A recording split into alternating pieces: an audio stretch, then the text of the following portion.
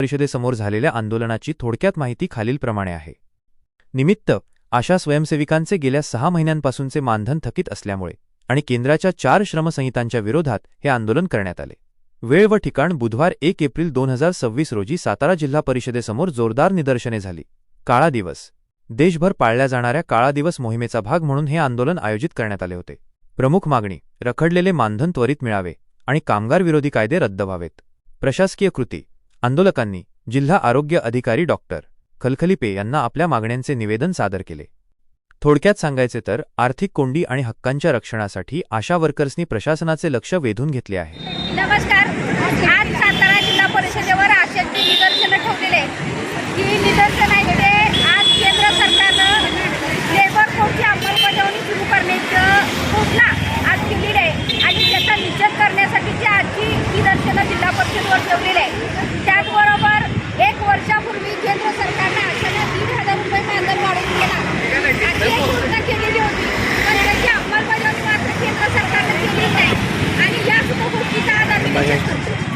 त्याशिवाय आशांच्या आशांचं काम हे नामाचा मोबदला प्रचंड वाढलेला आहे आणि त्याबरोबर केंद्र सरकारचा जो मिळणारा मोबदला आहे तो सुद्धा 4-4, 5-5 महिने जर थकीत ठेवला तर आशा काम कसं करणार, घर कसं चालवणार आणि त्यांची मानसिकता राहील काय काम करण्याची. तर देताना तुम्ही एवढं खूप मानधन देता आणि ते सुद्धा वेळेवर देत नाही, याचा केंद्र सरकारनं विचार करायला पाहिजे.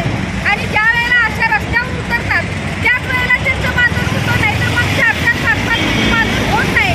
अशी परिस्थिती देशभरातल्या आणि सातारा जिल्ह्यातल्या सुद्धा अशांची आहे आणि त्यामुळं ह्या सगळ्या गोष्टींचा निषेध करण्यासाठी आम्ही आज इथं जमलोय. रिटायरमेंटच्या आशांना सेवानिवृत्तीची वय 65 वर्ष आहे. 65 वर्ष असायला पाहिजे, पण सरकारनं 60 वर्ष केलेलं आहे आणि रिटायर झाल्यानंतर त्यांना काही अनुदान नाही, कुठली सुरक्षा नाही.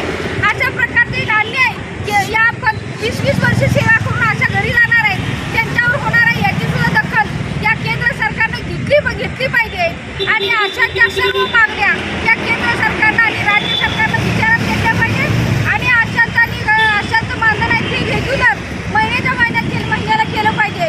ही आमची मागणी आहे. सरकारने याची दखल घ्यावी